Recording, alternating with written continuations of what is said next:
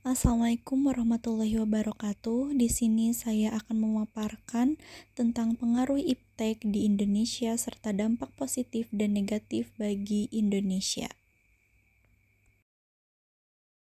Iptek adalah singkatan dari Ilmu Pengetahuan dan Teknologi. Iptek juga sebagai ilmu yang mempelajari mengenai teknologi berdasarkan kepada pengetahuan. Ilmu pengetahuan dan teknologi juga berjalan secara beriringan untuk membangun sebuah kemajuan dalam perkembangan global. Ilmu pengetahuan menjadi studi mengenai alam serta perilaku dunia fisik dengan alam melalui berbagai metode ilmiah. Sementara itu, teknologi adalah kumpulan teknik dan proses yang digunakan produksi barang ataupun jasa. Jadi, iptek adalah suatu ilmu pengetahuan tentang teknologi yang dapat memudahkan seseorang dalam menjalani aktivitasnya. Ciri-ciri iptek yang pertama yaitu ada radikal, yang kedua empiris, yang ketiga sistematis, yang keempat objektif, yang kelima analisis, yang keenam verifikatif, yang ketujuh logis, yang kedelapan bersifat ilmiah, yang kesembilan kritis, dan yang kesepuluh yaitu verifikatif. Berikut adalah manfaat daripada iptek. Yang pertama yaitu mempermudah seseorang dalam mendapatkan berbagai hal. Yang kedua membantu menyelesaikan permasalahan manusia. Yang ketiga yaitu kehidupan jadi lebih maju. Yang keempat yaitu mempermudah bisnis. Yang kelima yaitu komunikasi jadi lebih mudah. Pada abad ke-20, rekayasa teknologi yang dikembangkan oleh manusia terus mengalami kemajuan, bahkan menuju kesempurnaan. Pada abad ini ditemukan beberapa alat yang sangat menunjang pada perkembangan dan kemajuan ilmu pengetahuan, seperti munculnya televisi, komputer, telepon, dan sebagainya. Selain itu, perkembangan teknologi transportasi juga semakin menunjukkan bahwa dunia ini tanpa batas.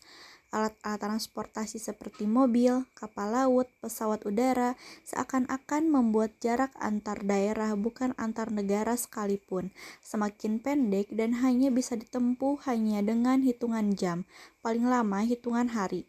Hal ini tersebut menunjukkan bahwa kemajuan iptek sedang dinikmati oleh seluruh masyarakat dunia, termasuk Indonesia. Dampak positif dari iptek yaitu ada aspek politik.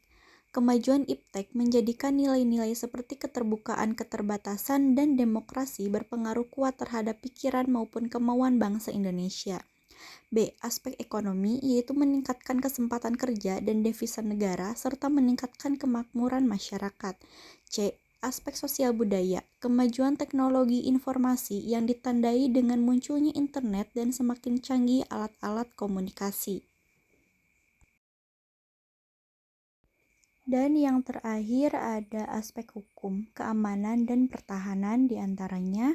Yang pertama yaitu makin menguatnya supremasi hukum, yang kedua yaitu menguatnya regulasi hukum, yang ketiga makin menguatnya tuntutan terhadap tugas-tugas penegak hukum seperti polisi, jaksa, dan hakim, dan yang terakhir yaitu menguatnya supremasi sipil dengan mendudukan tentara dan polisi sebatas penjaga keamanan.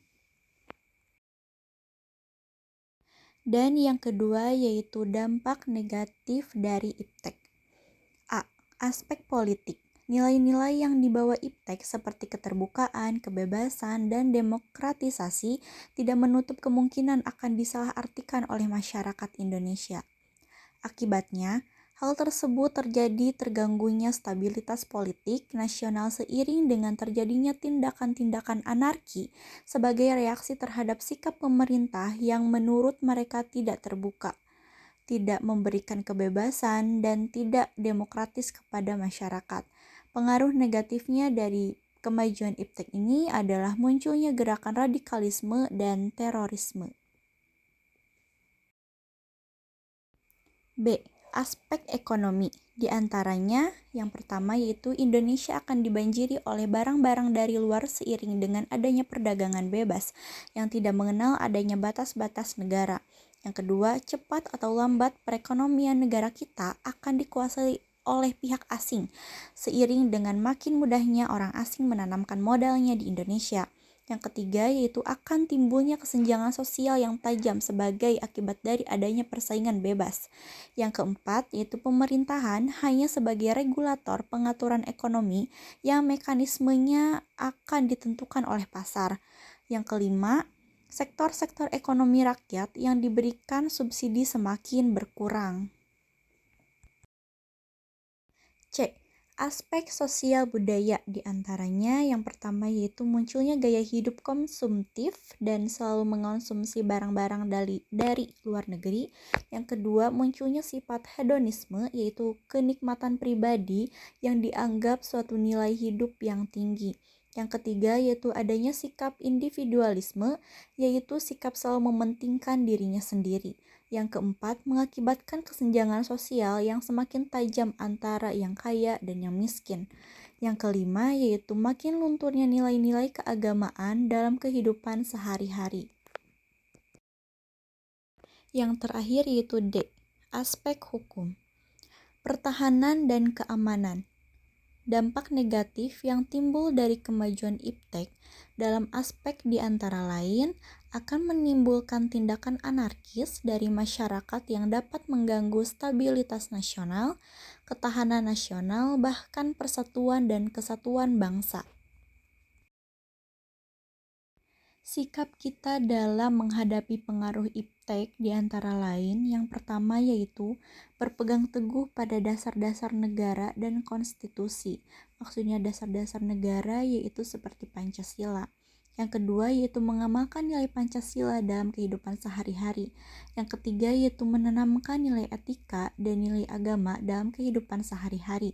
Yang keempat yaitu menegakkan HAM atau hak asasi manusia dan menjauhi penyimpangan atau LGBT. Yang kelima, pendidikan yang kuat akan dasar negara, nilai agama, dan nilai sosial di sekolah. Terima kasih telah menonton video ini, semoga bermanfaat bagi kita semua, khususnya bagi saya. Assalamualaikum warahmatullahi wabarakatuh.